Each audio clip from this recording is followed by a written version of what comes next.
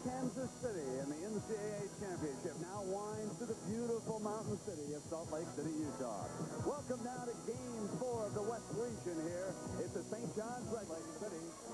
Florida Gators will be wearing the home whites tonight. Their starting lineup, if you have not seen the freshman forward, Chapman needs something. But the main man who must move to point guard is Maxwell. For the Redmen now of St. John's, two young guards who have transferred here from San Jacinto Junior College will be under fire tonight. We'll be right back. Of course, he'll work with James Rice and Donald Baden. Billy, what kind of a game plan do you think Sloan might try here at the beginning of this game? Well, Brent, he has got to play half court. He doesn't have the bench to go ahead and substitute. They're playing at altitude. He can't afford foul trouble. So I look for him to be in a zone, play very passively defensively, and let Maxwell do his thing. As Vernon Maxwell gave it up, but he gets inside, deflected neatly by Porter, out of bounds. It will be the Florida ball. For the fans who have not seen the Gators this year in white, Billy, maybe you can run down some of their personnel here for them. Well, Shensius inside is a great passer. Maxwell's got explosive speed from the outside, an excellent shooter. Next to Pete Maravich, he's the leading scorer in the history of the SEC. This is Shensius, the seven-footer, missing his first shot.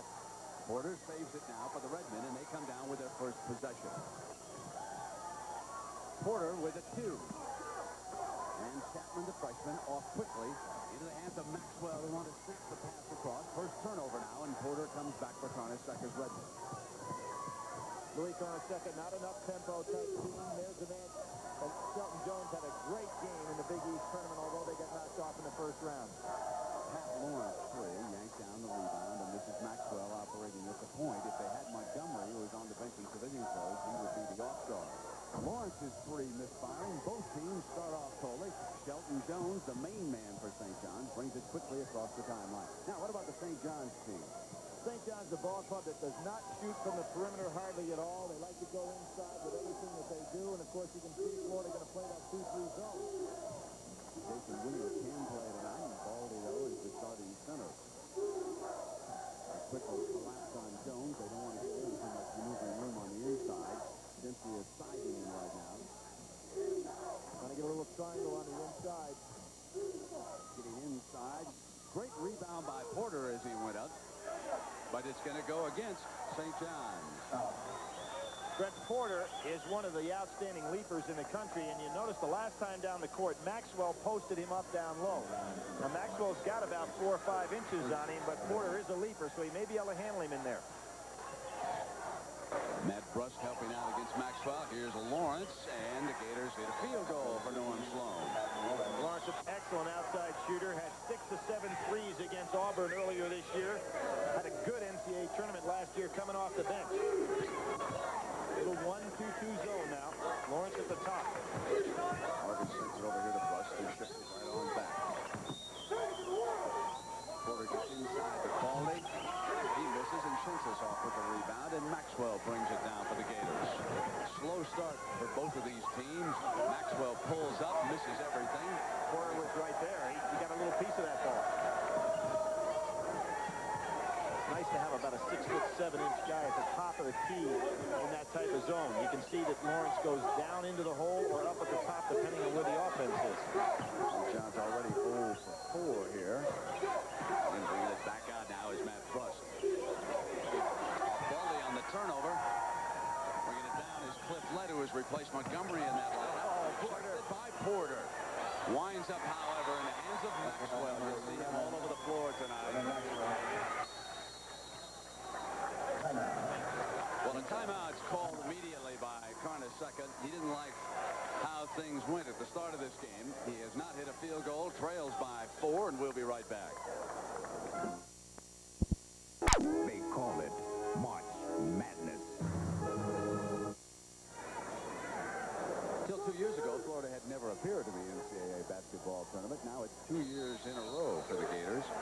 As for St. John's, after losing in the opening round, actually the quarterfinal round of the Big East, if you will, their first game to Villanova, they were certainly on the fence. But then when the favorites came through in the conference tournament, that certainly opened up the way, and they had an impressive record early in the season. That's why they were added to the field. As Coach Carnesecca will tell you, you can't tell me that we're not amongst the top 50 teams in the country. Russ missing. They're not shooting like it tonight, though, I might add. Marco Baldi is not an offensive threat in the middle, so we're going to see Jason Williams in this game shortly, I think. They're going to count on Baldi to play a certain number of minutes, keep Simpsons off the boards, but they really need another scorer on the offensive end of the floor. The power of freshman Livingston Chapman scoring that field goal for Coach Sloan. And St. John's kind of playing into Florida's hands right now with their short lineup that they have of just 8 men. And the soft game that we see by St. John's may help Florida a great deal in this ball game. And they see Jason Williams here early. In fact, I see him taking off his jacket right he's now. got to put him in because he just doesn't have any offensive firepower. Baldi turned it over down there. And it goes against Chapman. That's his first personal foul, and first against the Gators here tonight. I think Shinsius ought to be a little bit more patient in this ball game because he ought to realize what St. John's is doing to him, which means that Chapman is the guy offensively that should be able to get started, and that puts a lot of pressure on Shelton Jones. Shinsius keeping an eye on Jones. The 1-2-2 zone, and you watch Lawrence. He almost folds like an accordion depending on where St. John's deploys their people. Now Harvey comes around Jones, and Porter moves it over to Baldi's side. Now they ship it. Sea travel. When you've got a team that has only taken 94 three-point shots all year, you know they don't want to take the three, and they've got no inside scoring threat with Baldi. So Louis has to make a move here. They go 4.5 minutes without a point in their opening tournament game. Shinsius, an excellent passer for a big man. Great Gets it play. back and should stuff that one. Maxwell is so quick out front. Although Montgomery, who will not play tonight, is the leading career assist man for Florida, Maxwell can handle that spot. These two schools have never met in basketball, and they're actively like it right now. And a rejection underneath into the hands of Shinsius. Great defensive play. That was Lawrence. See, and he ended up blocking a shot under the basket, even though he's playing the top of the 1-2-2 zone. Maxwell inside, rejected by Shelton Jones. This is Harvey. He'd like to get into this kind of a game up-tempo if he can. He and his running mate Porter were 73-1 in junior college playing run-shoot basketball, so they have really had the harness on him here at St. John's. Big fella gives it back to Lawrence. Nice cut by Lawrence without the ball right down the middle. And as I told you, the one thing that there's no question about Shinsius' ability is passing the ball and hitting the open man. Kind of interesting. Smith from BYU, Ferry from Duke, and Shinsius from Florida. 3 great passing big men. Ronnie Cycler probably saying why he wasn't added to that list. Porter taken away by Shinsius.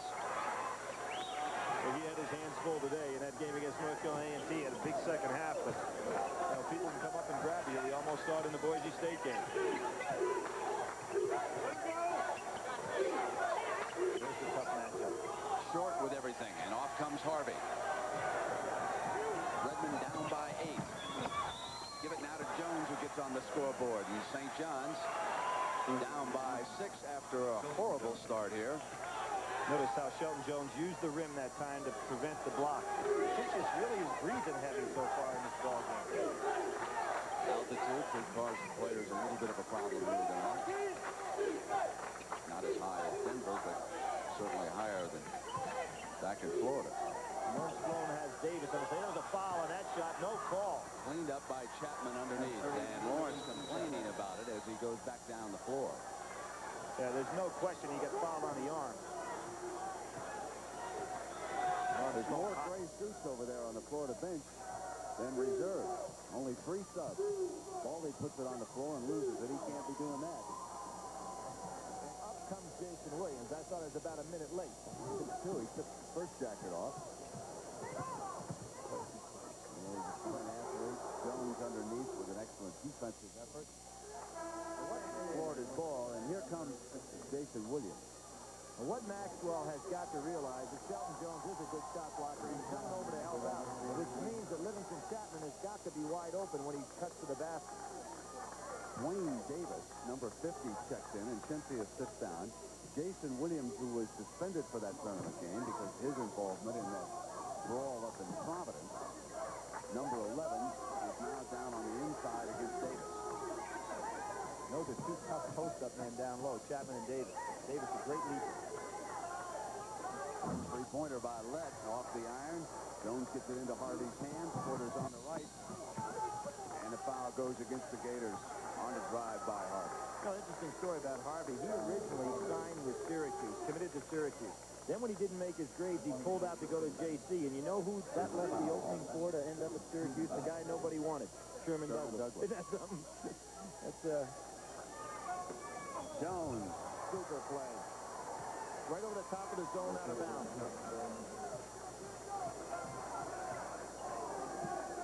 This is going to be a half-court game all the way. No pressing, very little fast breaking. Chapman wants that ball down low. Lewis was going to work on the inside. That time, Jones half-fronted him and took away the passing lane. Chapman has a great Big Apple NIT foul on Harvey. He tried to come around, reaching around again.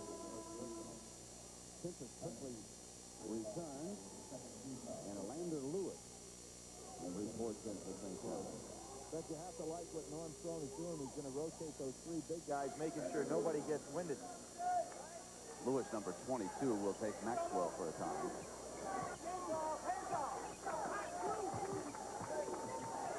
Good steal by Jones. He's looked very impressive at the defensive end here tonight, hasn't he? Yeah, they just can't get him loose on offense. Make a charge. No call. No calls here in this game.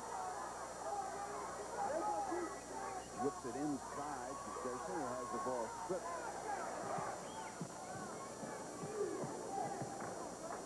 Interesting that Lewis would get in the ball game this early when he didn't get in the ball game at all in the Big East tournament.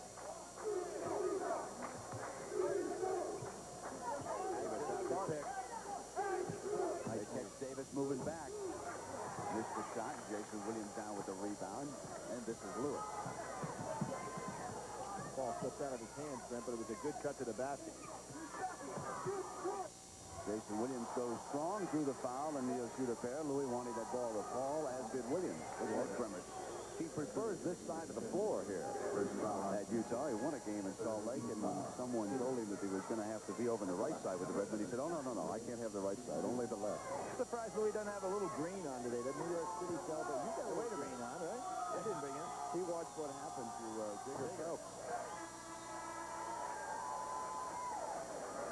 You know, in watching that Notre Dame game, I haven't seen there. We have a substitute for the first time coming in the backcourt. Madill Jenkins checking in for the Gators, wearing number 13. But I haven't seen David Rivers have a game quite like today. That Cato Armstrong from SMU put a hurting on him. We'll see him Saturday afternoon. As SMU advances by eliminating Notre Dame, and Chapman returns, and Lawrence sits down. Again, 8 players in uniform for the Gators tonight. And Sloan rotating his lineups here early, giving everyone a breather. He also has an early lead against St. John's. Well, 1-3-1 trap by St. John's. The 3 by Maxwell, not there. Williams off with the rebound now. Quick pass to Brust. It was a beauty. Nice play by Boo Harvey. And, you know, even though St. John's is not a running team, I think they'd be smart to run tonight. They really would, because Florida just had no place to go for stamina with that bench being so short. Against 8 men, you might be able to wear him down. I want to tell you, Harvey looks like a man who just wants to go and go some more. Davis on the inside, much later into the field goal. Davis sat out last year as an academic casualty, but he's a player that Norm Sloan thinks can be very, very good, and I'd agree with him.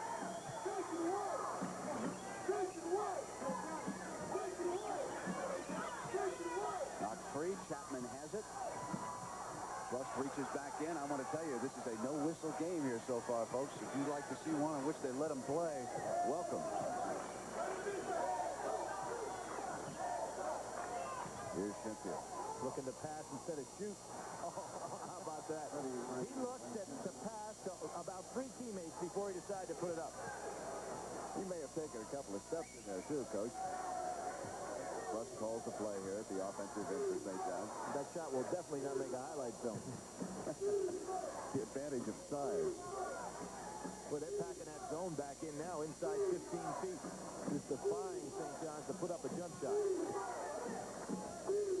It's not there.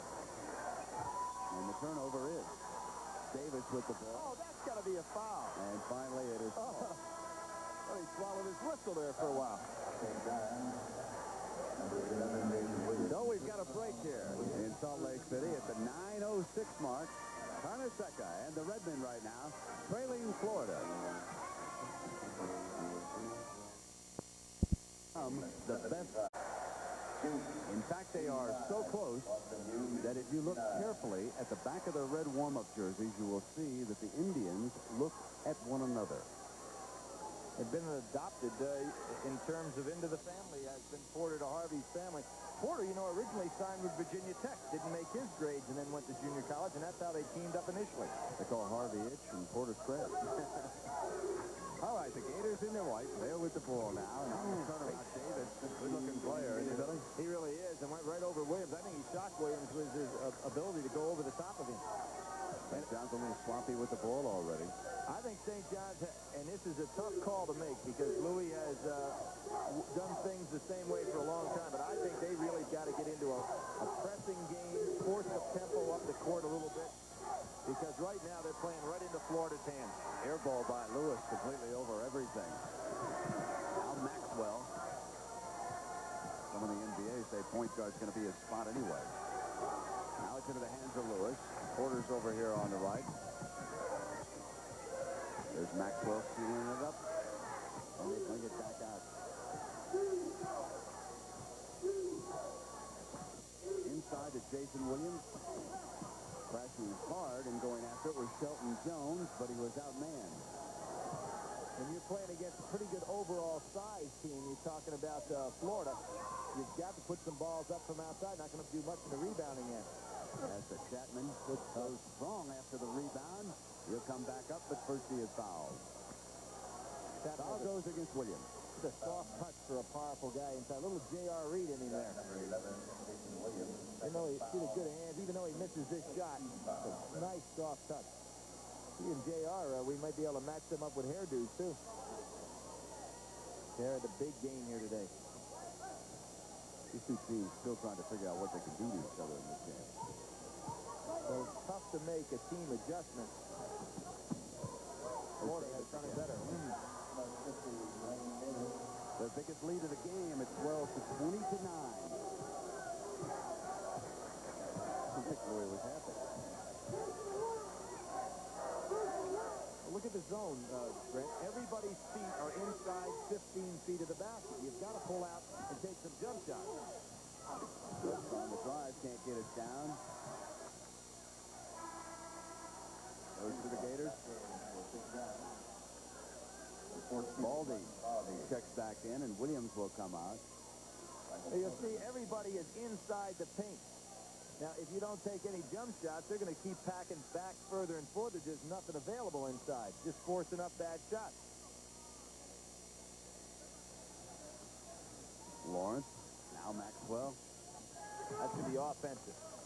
It's not going to be called that way, but it should have been offensive. Maxwell, and he's got that move down to a science. He drives and then puts his shoulder over into your chest. The sophomore 7-footer. Checking back in for the Gators, and Lawrence will come out. Sloan continuing now to rotate his team. If you didn't know better, you would think that a John Thompson coach was over there, sending players in and out. He's giving everybody a break, getting everybody involved in this game, and really, he's talking about 7 players over there rather than 8. He has over there Bill Gurley, a junior out of Dickinson, Texas, who does not play. You know, Brent, I wonder if Norm is doing that based on strict, I mean, he's obviously doing on some time sequence, but I wonder if he has somebody actually keeping time, said, okay, it's now time to rotate, because he hasn't paid any attention as to position, nor has he paid any attention as to whether a guy's playing well or not. It just looks like it's automatic. You go in for someone else. And Monty Tao is motioning right now to Norm Sloan, telling him we should even move the zone back farther. They are really packed in there.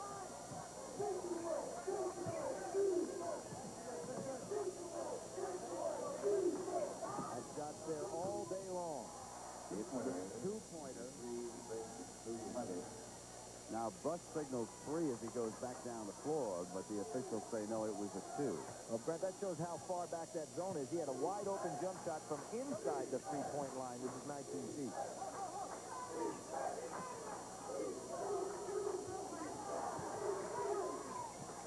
Simply, if he turns Lawrence on Baldy. Through the foul.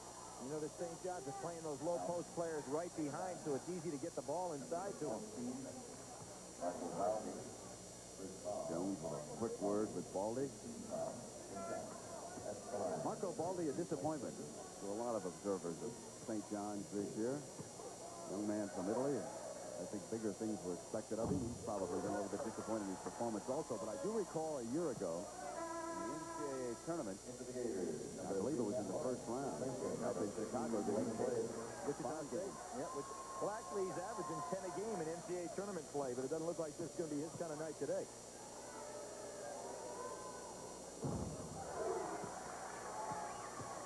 Again, another one of those rotation substitutions. That time, Davis coming out for Norm Sloan. Playing a very relaxed game here. Far cry from that Loyola Marymount activity. Got to wear a hat when they're playing. You catch a cold. Harvey misfiring everything. Rush trying to track it down, but the Gators come up with it. And here's Maxwell on the move. Lee Lawrence got him in too deep with the pass. Nifty move by a cameraman to get back out of the way underneath the hoop there. He really didn't have an angle to throw that lob. It was tough to catch that ball coming right over the top of your head. Luke John's looking for his first. Climb back in this at the half.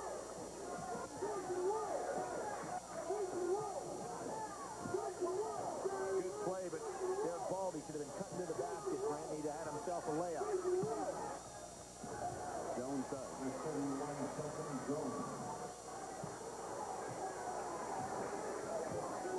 But Maxwell is a guy with the afterburners. You like to see him in an up-tempo game. And I think Florida's playing a very, very smart game for them tonight. And Galen Hall would have liked to have seen him in a football uniform a couple years ago, too, as Chapman is fouled by Bruss. In Atlanta, earlier today in the Southeast region, Oklahoma and Auburn advanced. You'll see that matchup here Saturday afternoon on CBS. And Louisville goes against BYU. BYU had to go into overtime.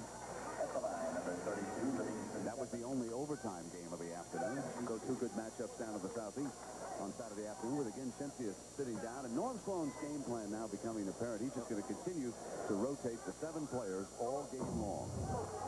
Brent, one of the great individual performances I've ever seen in the NCAA tournament play with Hersey Hawkins and Morris down there in that Auburn game with Bradley today. Just a sensational performance. Kind of game you hate to see either team lose. Well, here in the first half, 2 cold streaks have killed the Redmen. They've gone 5 minutes and 20 seconds and 4 minutes without scoring points. Jones on the turnaround, not there. And Maxwell brings it down.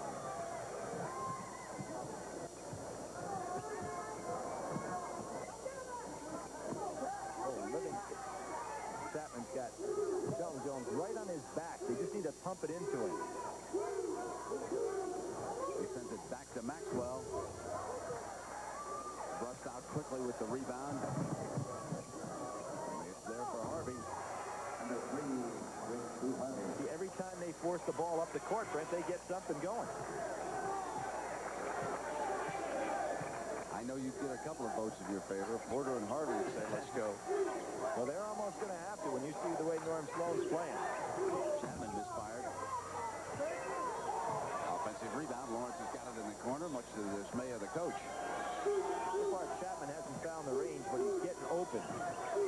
Backed up by Porter, but getting it back. And Maxwell gets inside and into the hands of Chetland. Maxwell showing you his sensational ability out here tonight in Salt Lake. That was a tremendous look. I didn't think he saw Chapman the way he was cutting to the basket. I'll tell you right now, Billy, watching him as Porter fires up a miss ball, he taps it in. I'll tell you right now, and looking at him, I'd have to take a long look at him as a point man for the Olympic team. This is a good-looking basketball player right here. Yeah, and we're seeing him in a tight tempo game that doesn't take advantage of all his skills. But I admire the Florida kids for accepting what Norm Sloan wants to do tonight, because it's the only way they can go with the short bench.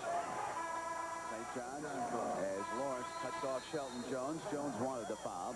We got a timeout here. 3:23 to go in the first half. The Gators lead Carnesecca by 10.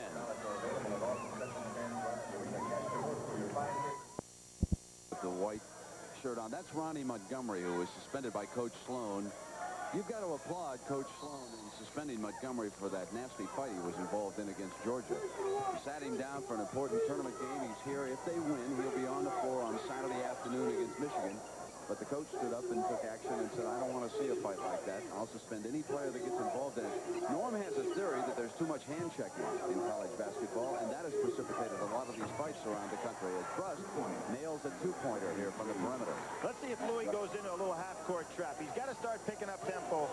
Here he is. He's in a little half-court trap. I think it's really a good idea in his part. Try to get this game going a little bit quicker. Underneath the Maxwell, deflected and rammed home by Davis. Brent, you're looking at fast break points here. St. John's has 9 fast break points, Florida 2, and St. John's not even trying to tempo the game. I really believe they could get out and run in this ball game. Again, that's counter to what Louis normally does, but the circumstances dictate that there's a little change in strategy tonight. Here's Harvey. Gets the roll. Well, how difficult would it be, though, for St. John's to go up-tempo? Well, I'm not talking about changing everything that they do, but you get Harvey and say, hey, push the ball up the court, get Shelton Jones running out of there, go to the half-court trap like they are now, forcing Florida to move a little quicker. Here's Lawrence, and this is a three. Home run. Of course, his brother, a starter last year at Florida. He's got a beautiful stroke on that shot.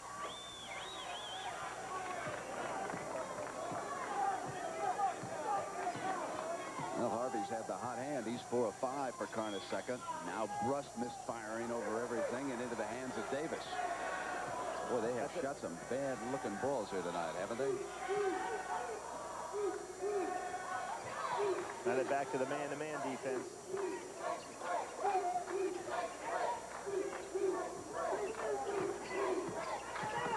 Jenkins. Surprised he took that shot. They were having so much success getting the ball down inside.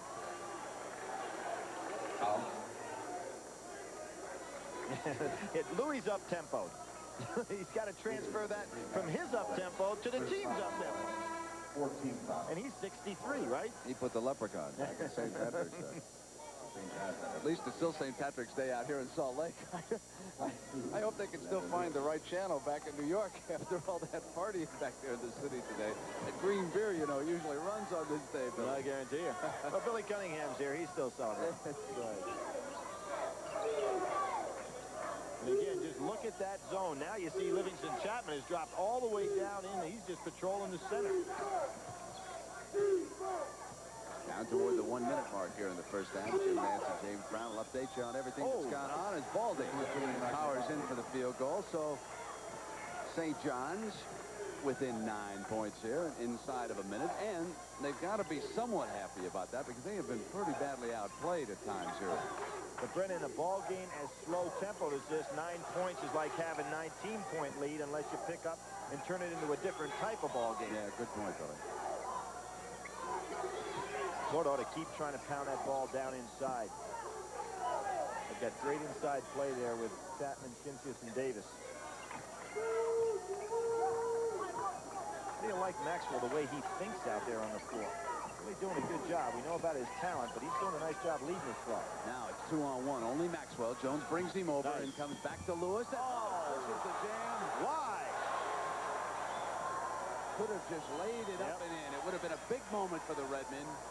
Things like that are probably why he gets sealed on the bench as Baldy goes over and commits a foul with 1 second to go on the clock. And, you know, Lett should have let that ball fly. It's a 1-and-1. He could have had himself a 2-shot foul there.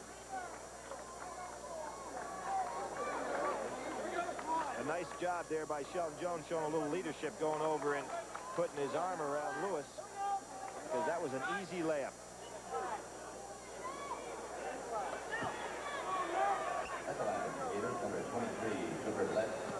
So they could have gone to the locker room on an up note on that 2-on-1 break. Instead, they come back, commit a foolish foul with a second to go. And they could be down by 10. But not a good free throw shooter. Under 60%. For the first time, Norm Sloan picks up a little bit more. Ooh. So we've come to the end of the first half. St. John's must regroup. The Gators have jumped all over them, and they lead by 10. And our coverage of the NCAA Basketball Championship continues after this message and a word from your local station. CBS Sports coverage of the NCAA. And the Gators now lead by 10 over St. John's at halftime. Day one of the tournament, we already say goodbye to 4 of the nation's most prominent players. Their college careers over. Hersey Hawkins of Bradley, the nation's leading scorer. The fabulous Finis Dimbo of Wyoming. Missouri's Derek Chivas. The Tigers ousted in the first round for the 3rd straight year. And David Rivers of Notre Dame. 4 players, their outstanding 4-year careers are over today. Day one on the road to the Final Four.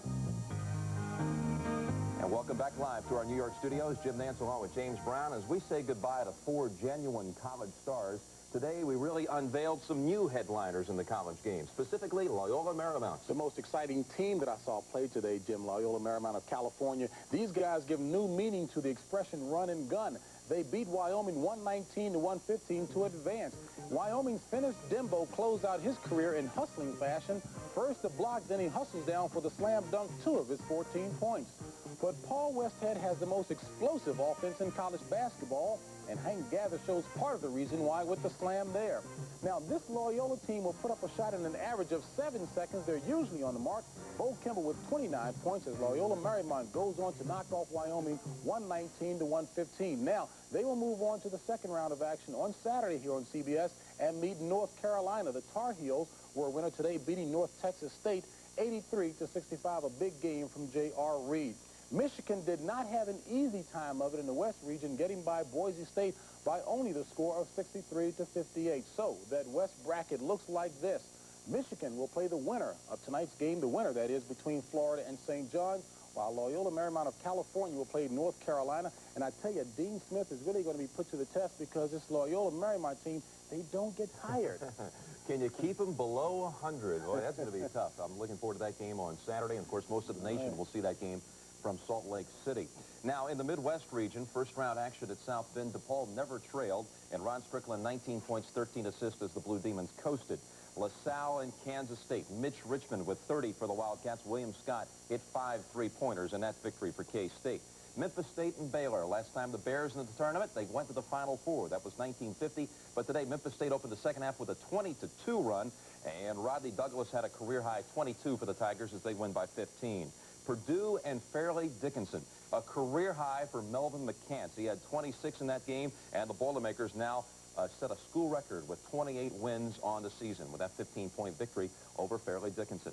In the Midwest, the bracket looks like this. Purdue and Memphis State on Saturday. You'll be seeing that. Most of you will, or many of you will, and others will also see that DePaul-Kansas State game. That's the Saturday action from South Bend in the Midwest. And we'll continue with more scores and highlights on the road to the Final Four in just a moment.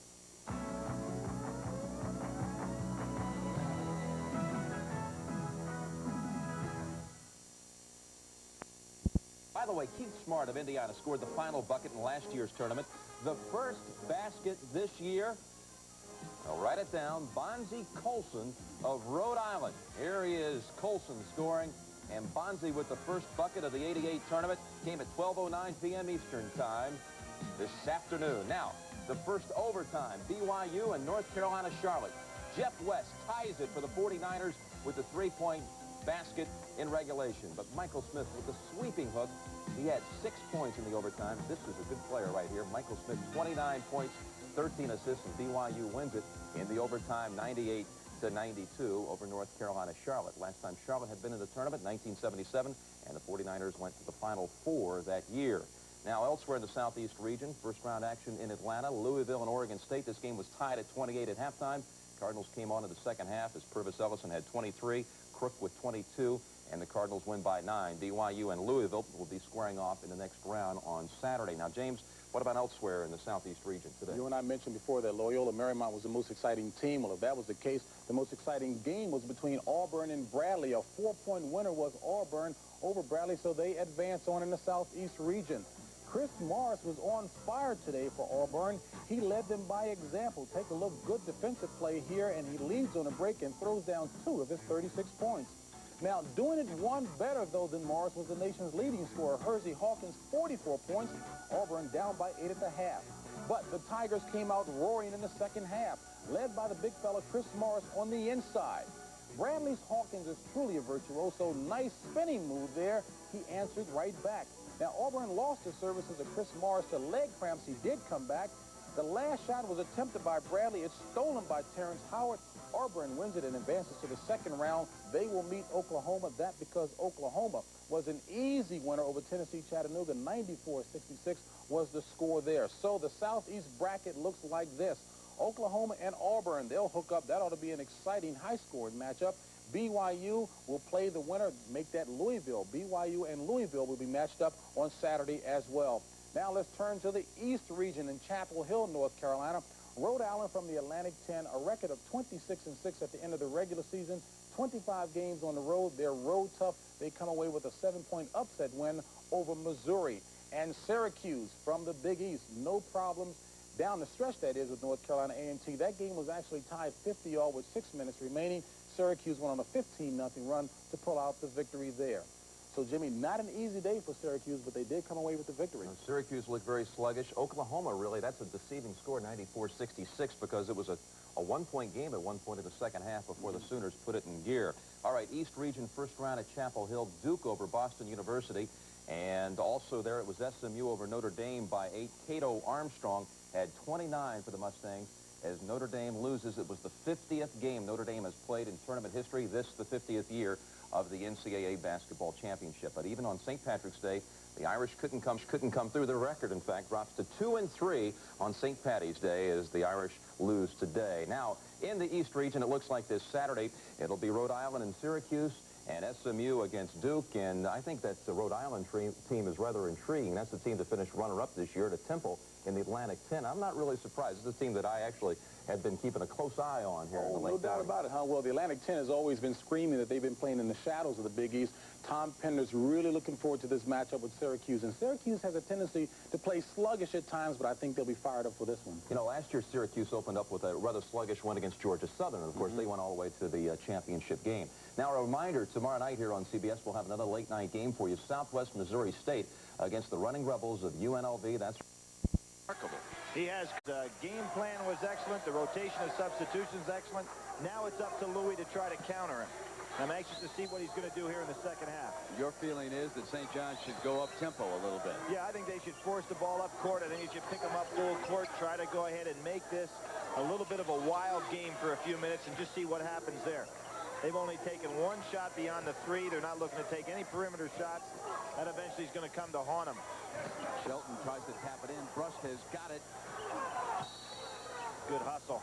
And the ball is tied up, and it'll go over to Florida. The possession arrow pointing in their favor. Billy, here graphically illustrates exactly what you're talking about. Yeah, you can see that Norm Sloan is having a substitution pattern based on minutes played rather than how well a guy's played. That's a decision a coach makes. I really admire him for that.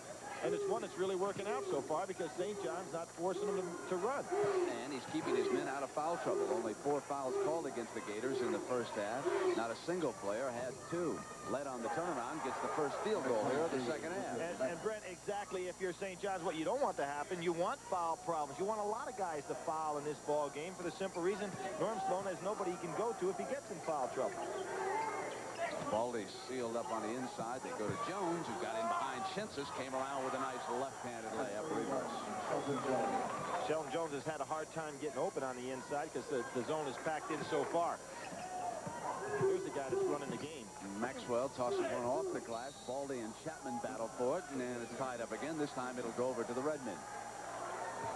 You know, Chapman is an amazing story this year. For a guy that has a body like his that would have a tendency, you would think, to put on a lot of weight. He suffered 2 tough knee situations this year, both which sat him down. And he told me yesterday that he actually loses weight when he was out with a knee injury. He dropped 10 pounds. Now, that doesn't make a lot of sense, but that's the way it works for him. Harvey. Chapman rebounding. He had sealed up Baldy pretty good.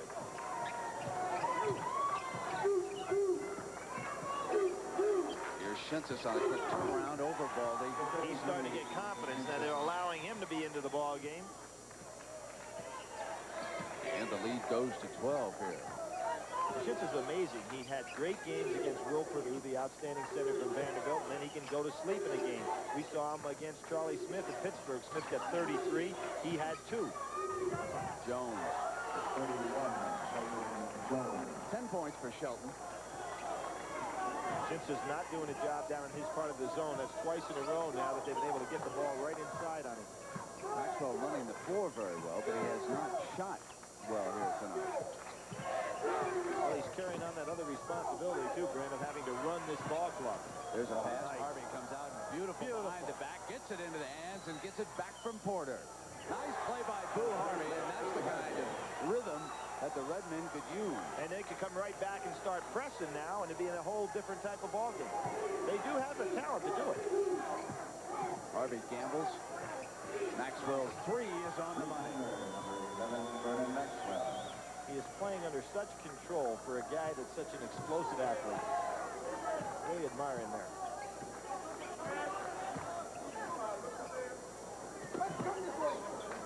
Here's Bust. You can't keep trading baskets, Brent. And that's the tempo. There's like a seesaw going back and forth here.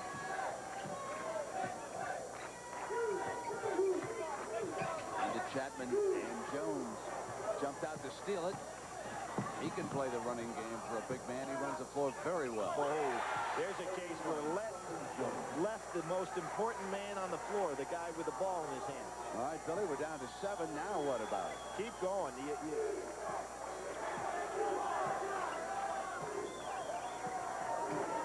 Keep putting pressure on him. See if Florida can handle that kind of pressure. Porter foul, jumping out on Maxwell that time. Well, tomorrow night, Billy, we've got UNLV against Southwest Missouri State, and you might say, oh, blowout, rout, but hold on, Billy. That Southwest Missouri State team did a job last year, too. They did against the team, Clemson Ball Club, that was a very good basketball team, one that was on a roll. That I thought had a chance to be a major dark horse in the tournament. They've got everybody coming back there. They could cause trouble for Jerry Darkanian. And, you know, that game really epitomizes the first round. You take an unknown team, match them against the power, and then you take your chances. And if you don't think the dream can happen, you should have seen Boise State late against Michigan. Chapman bangs in, too. And here are 7 men from the Gators. They're making everybody in Gainesville and the whole state of Florida proud of this bunch here tonight. Players suspended. Montgomery, their point man over there in civilian clothes, they're getting it done. Jason Williams hits the layup now for the Redmen. Florida has dominated this game, in case you just joined us, from beginning to end. You know, when you look back to the Big Apple NIT, the Florida team everybody saw there was a run-shoot, full-court press type ball club. So it's a tremendous coaching job by Norm Sloan to now get he's these moved guys. Maxwell to the off-guard. Did you notice that, Billy? And Jenkins running. Right. Hard to get guys to change the style of play. Porter gets it into Brust. Jump hook. Sloan a little bit concerned now because this is the best run by St. John's, and he'll go to a timeout. You saw him call it. Well, it was 10 at the half, and St. John's has cut it in half. We'll be right back. Up the tempo in the last 3 or 4 above the court. Now, here's what I was talking about before. Now, these are sensational plays, but that combination of Porter and Harvey can run, and there's the tempo that has really established some things, and they come right back again with another great steal, and Shelton Jones will show you he can run on the break, and this has turned things around right now, and Norm Sloan was in a situation where he had to call the timeout because St. John's starting to move with it. 13-2 in fast break points. St. John's all over Florida, and the Gators will put the ball in play. Maxwell, Lawrence, Chapman, Left, and Davis back in the game now. Shensius is sitting. Davis, number 50, in on the inside.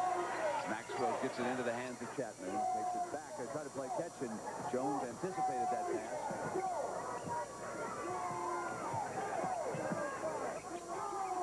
But Davis and Chapman wanted to play a little two-man game, and they got it.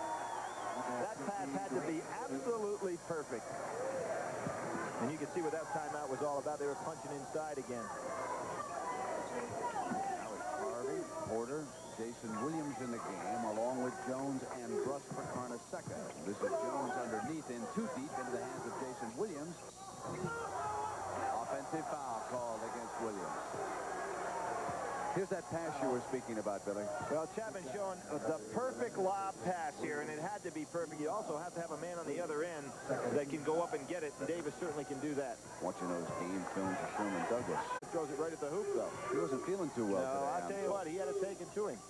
Yeah, he was under the weather. Our advanced man, Jimmy Tubbs, was telling me that he didn't feel well at all. Now Maxwell on the drive into the hands of Lawrence. So after the timeout, the Gators come back and hit 2 field goals after St. John's had closed to within 5 points. Now, Carnesecca will stop the clock here. Little spirit over here on the Florida bench, too. Chances go, and we'll be right back.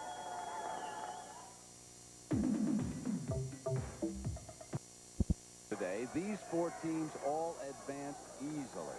None of the 4 pushed. As for the Heroes, Mel McCants for Purdue with 26 points, a career high as he comes on, and he'll be matched against Memphis State. Rodney Douglas scored 22 there. Mitch Richmond had 30 for Kansas State, and Rod Strickland for DePaul, 19 points and 13 assists. Everybody in that group won rather decisively. No close games there. So we'll see those 2 matchups, too.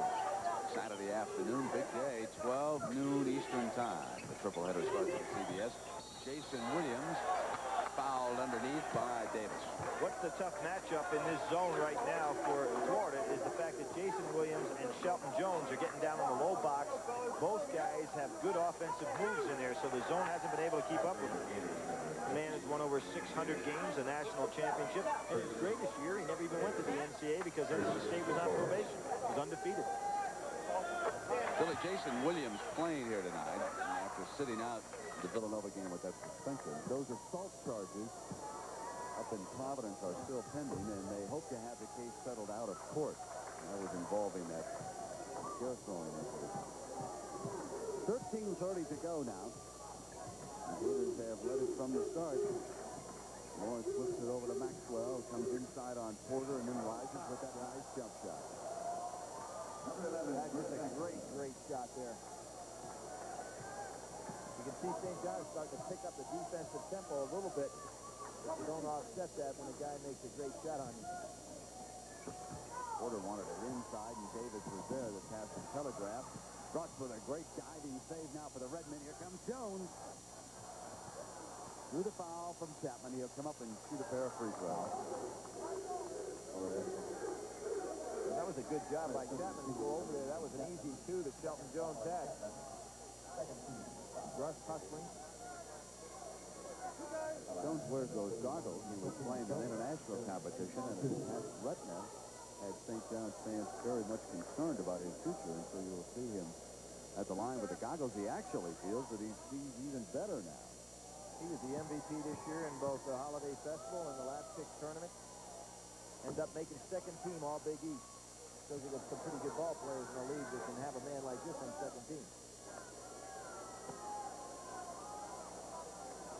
The Leprechaun sitting back over there.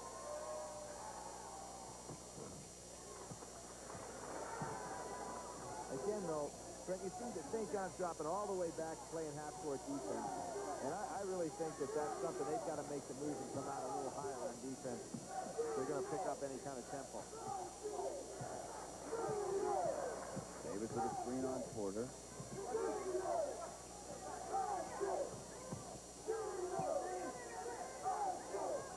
Chapman.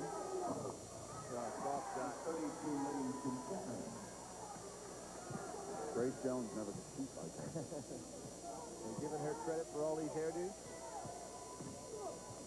Harvey whips it into the hands.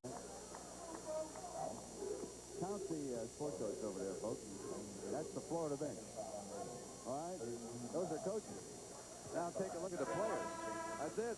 There ain't no more. Well, what was interesting yesterday is the assistant coaches drew straws to see which ones would suit up for practice because they did not have enough fellas to have a 10-man practice. Monty Tao said that he was, as now the associate head coach, he didn't have to draw on the straws. But of course, Monty was one of the great leaders on that team that won the national championship in '74 at NC State. I'm always amazed at how a group of troubled athletes in any sport can sort of band together when things get tough. And who knows, as Norm Sloan says, how far Cinderella can go. First, they have to beat St. John's. Michigan would be next on Saturday if they can do that. Shinsis bangs the ball. It goes out of bounds and over to St. John's. That was one pass too many, though, by Livingston Chapman. I mean, it was a pretty good idea, but he could have gone up with it. Shinsius wasn't ready to go ahead and handle the ball.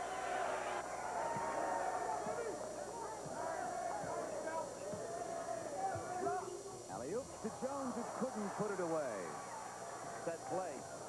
Eye contact there between he and Harvey.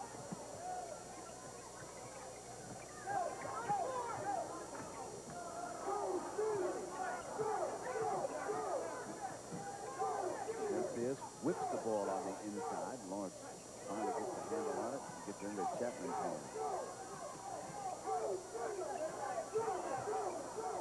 Patiently running the offense.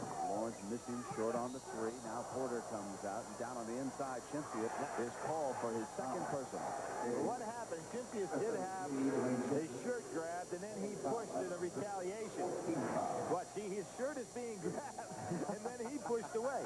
How often do we see it? The second man is always Exactly. You know, I think a lot of folks were probably surprised when they read about Shinsius refusing to go back in the game, and the coach kind of shrugging. Rest assured that Coach Sloan and Shinsius, somewhere along the line, had a pleasant little conversation, and I doubt that Shinsius will ever do that again under Coach Norm Sloan. Well, again, though, Shinsius, it's just in that case, it's the way he walked off the floor. Brandon, he's got to realize that occasionally something like that's going to happen. A referee's going to make a bad call. It's not the end of the earth. Porter hitting the field goal. So that Davis comes strong to the ball. Sure does.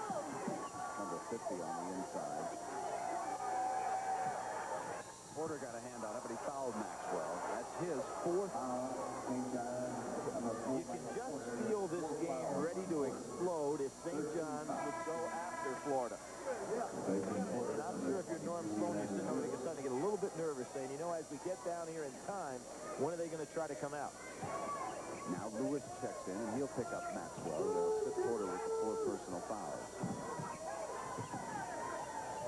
Maxwell taking on the inside miss. Jones was reaching back up over and committed the personal foul on Lett. Jones first personal. Shelton Jones. First foul on Jones. 14th foul.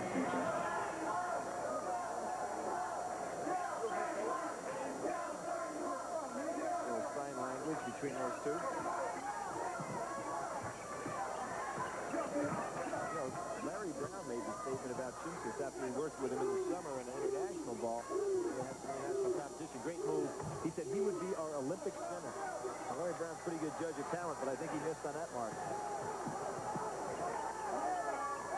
Here's Harvey out on top for St. John's.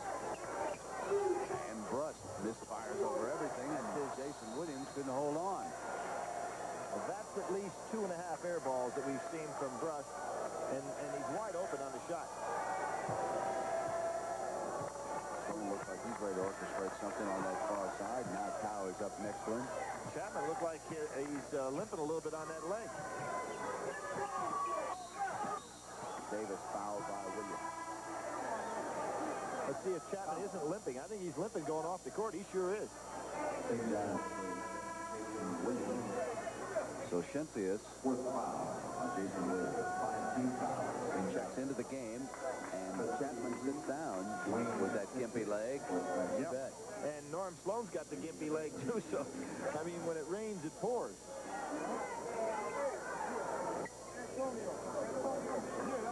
So Chapman leaves with Florida ahead by 7.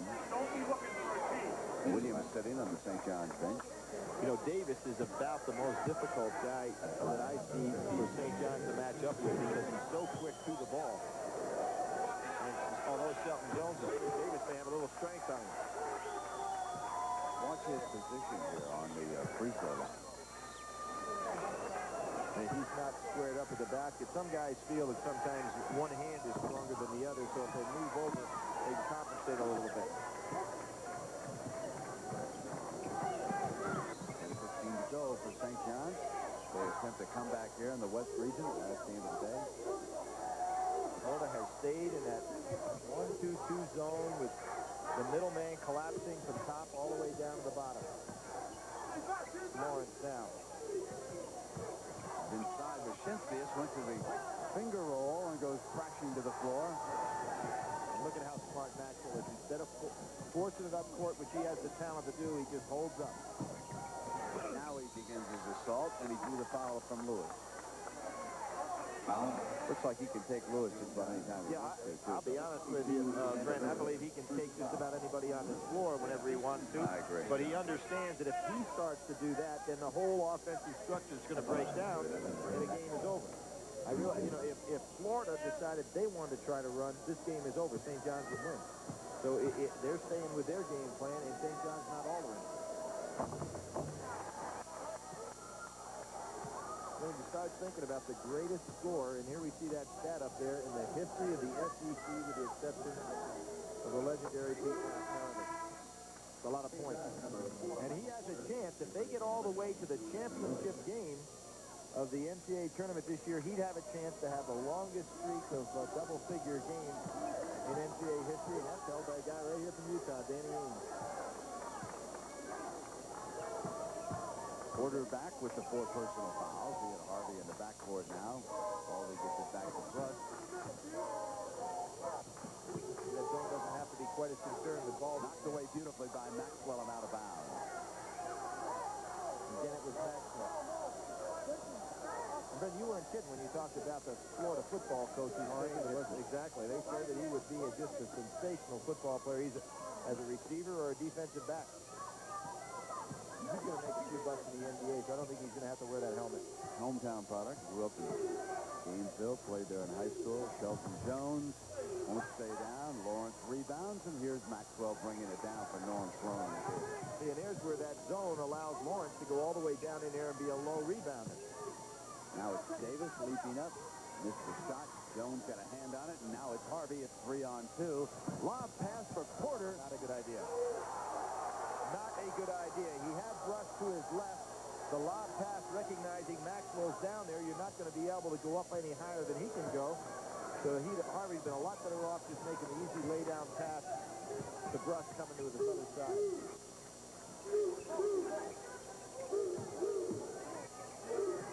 This is Shimpsey out high. Why? Why would you take that shot? Thrust into the hands of Porter, and now it's Harvey coming through. Into the hands of Baldy, who expected him to shoot it. Finally got the handle and put it away.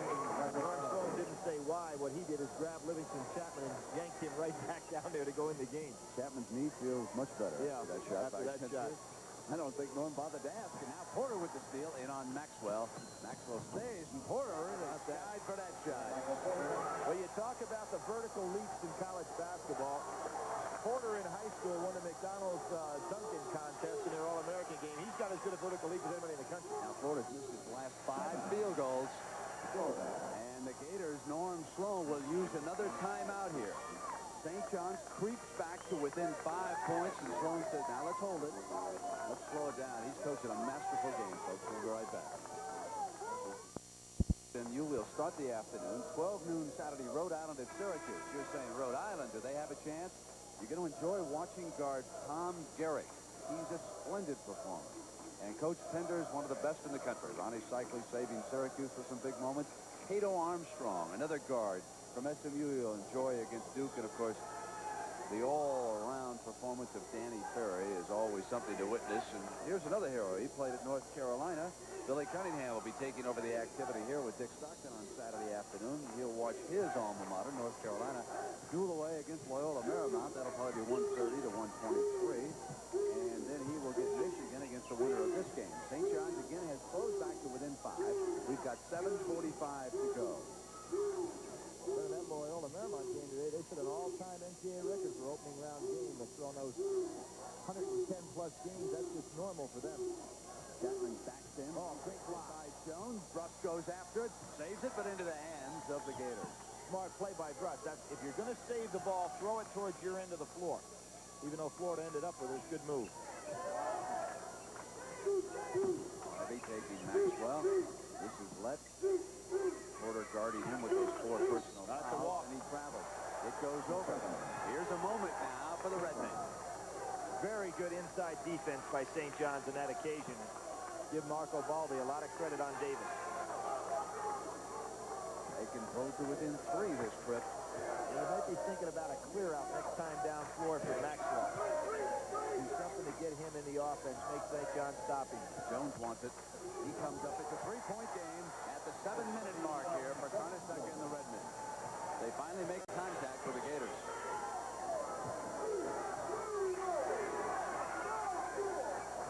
I think it should be Maxwell's turn to shoot. He may think so, too.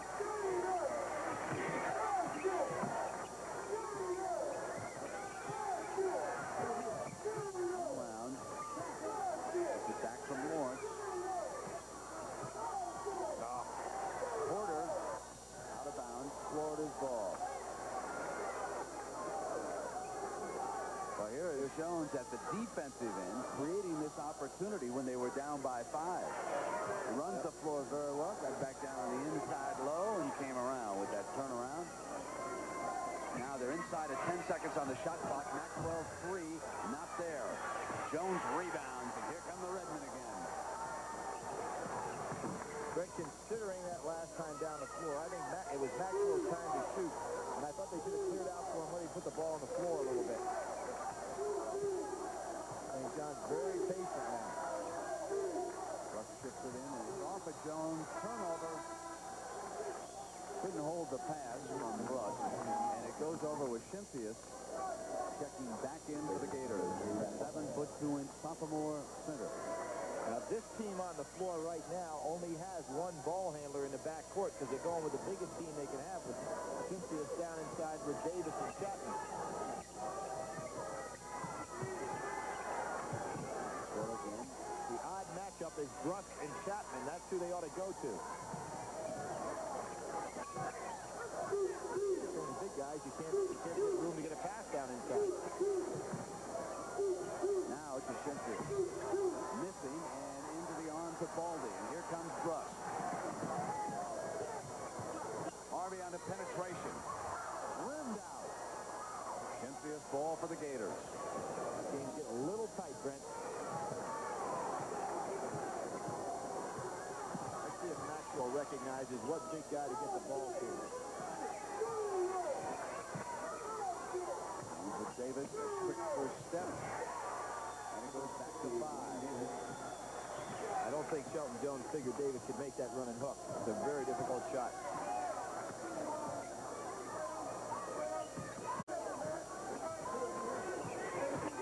Russ saves it. Porter. Fouled. What's this move that Billy spoke about? Yeah, he was walking on the play, but he really makes a great shot with that hook. Shelton got him first with his body. Felt he had pushed him out far enough that he wasn't going to make the shot. He might have to pass it. As Jenkins checks in and Lett sits down for the Gators. Brent, what was so tough on that shot, too? He had no backboard to work with.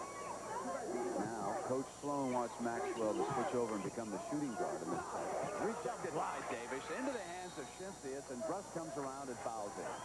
Oh, now here you see Schimphius running his mouth here.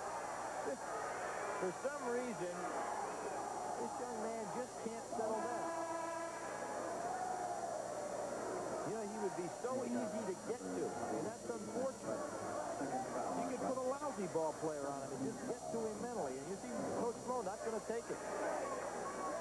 It's 1-1. I think he's going to, aren't they in the penalty? I have to send him out here to shoot. I don't think they can take him out. We're over the limit. Oh, there's Bruss making a nice gesture to shake hands with him. He brushes him off.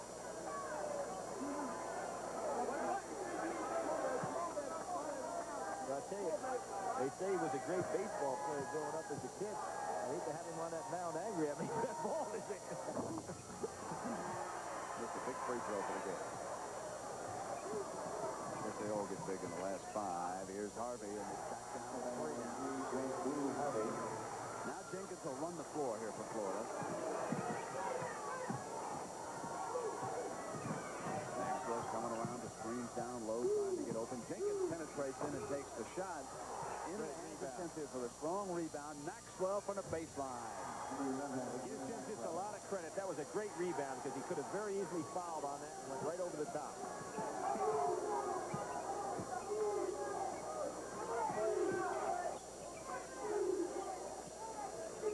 It's a 3.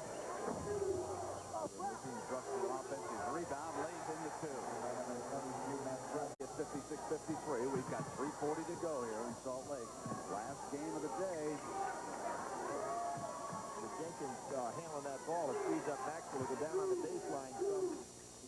Harvey down there with him. And Sloan furious playing a foul. He will use one of his 2 remaining timeouts. 1 timeout left for Florida and 2 for St. John's. And we'll be right back in a moment. Tangled a few moments ago with Shenfield. Watch him come on the inside, grab at his arm, and Shenfield objects, and so the two exchange words. And look who has to pull the big fella back. Wendell Jenkins, 5'10", 160 pounds. And then, because he had to shoot the free throws, Sloan got lucky. He didn't have him on the bench, and he hauled down a huge rebound. Got it over to Maxwell, who hit that jump shot from the baseline. So sometimes for a coach, it helps to be lucky. He'd had him over there on the bench. You notice Jenkins' eyes on that, on that replay. They got a little big.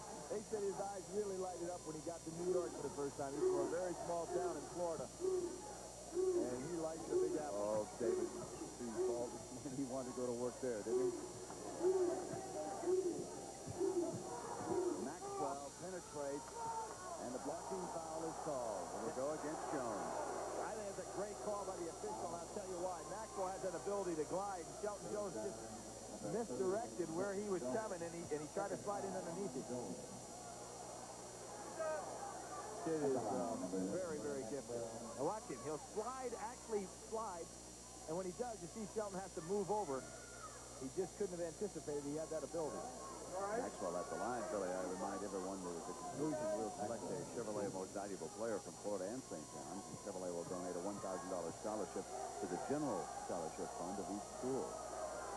That's Florida. It's an excellent free throw shoot. Both of these clubs on it shoot over 73% as a team. And going down the wire, Florida's been a very good free throw shooting team.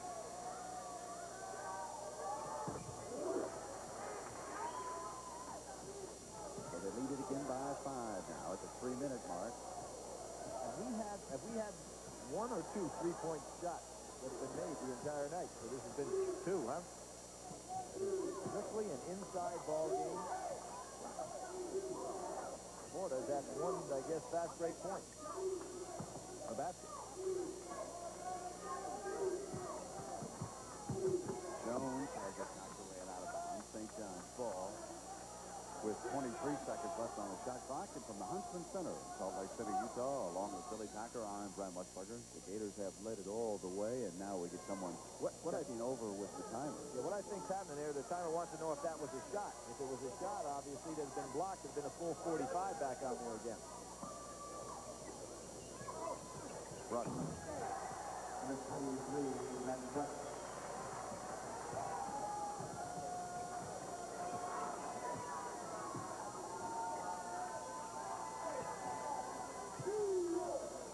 Harvey now on Maxwell. Doesn't have the leaping ability that Porter has. Maxwell could go over him on the drive.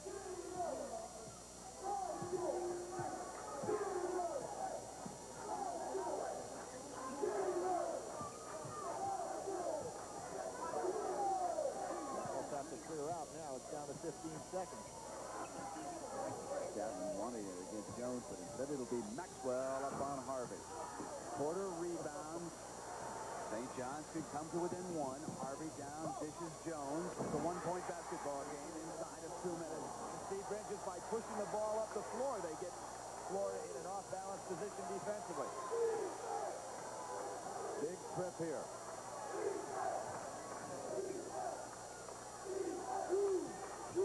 Davis and Baldy, you almost look inside when it looks the best matchup. That might be it. Lawrence at the top.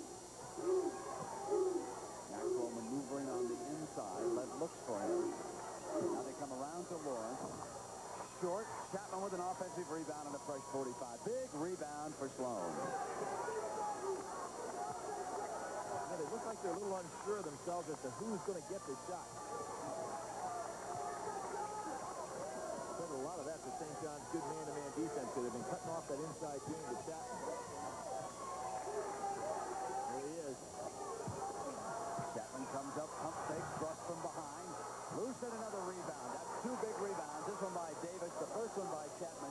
Now we're inside of a minute, and St. John soon will even have to think about putting them on the free throw line. Now, Brett, they'll still have about 7 seconds differential on the clock. There's the foul. Harvey reaching in on Maxwell. His second personal of the game. 41 seconds to go, so St. John's got the full complement here. No more shot clock. Now, if he makes both of them, it'll be a three-point game. If Williams comes back in and Baldy leaves, thinking about a three-point shooter for St. John's, I guess Porter would be one of the two guards for Connor Secca would have to be the top choice here. Well, believe it or not, the 38 is the most three-pointers anybody on the St. John's has taken all year, and that's Harvey. 38, which is hard to believe. As a team for the whole year, they've only shot 94 times beyond 3 points. Maxwell misses the second. And now a two. They don't have to go for the three. They can tie it with a two.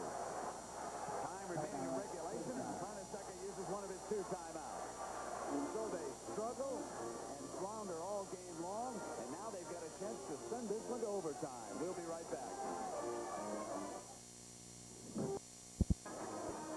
Well, tomorrow at 11:30 Eastern Time, check in on the Shark and the UNLV running red. Not as good as they were a year ago when they went all the way to the Final Four. Southwest Missouri State will probably try to control a little tempo in that game, and it might wind up as close as this one is right now. St. John's with possession, 36 seconds to go.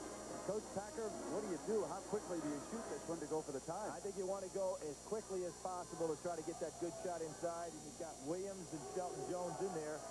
Posted up down low on that box. You don't want to take it down to the wire. Shenfield's not on the floor right now. Davis taking Jones.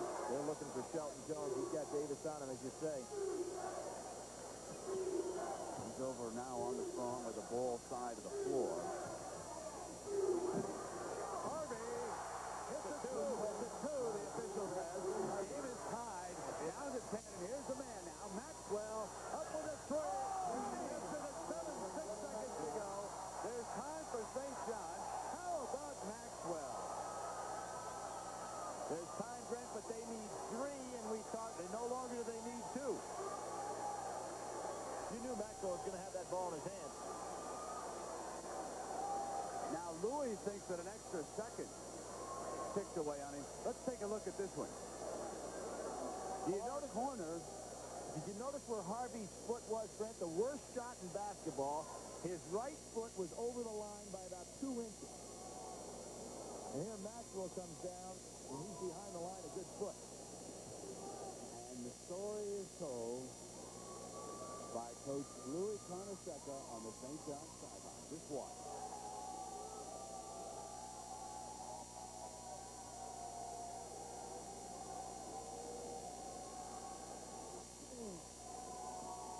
Now he actually saw the second kick off the clock. They put it back up there for him. He's got 5 seconds to work with. As Billy, as you pointed out, he's no longer looking for a 2 now. That's right. Maxwell said, take that. Now, let's think about something. They're not a good three-point shooting team, but how often, Brent, have we seen somebody at least get a chance to see? Jeff West, one of my neighbors, by the way, back in North Carolina, hit the 3 to put that BYU-UNC Charlotte game into overtime. I know his mom went crazy, and she sees every ball game he plays in, but I think here you want to go back to fouling. Don't let them tie it up with a three-point shot, even though they're not a good three-point shooting team.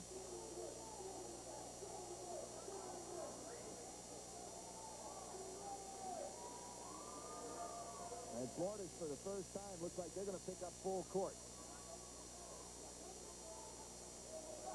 Chapman will come back here and play free safety in case anybody breaks free. Nobody guarding Shelton Jones taking the ball out of bounds.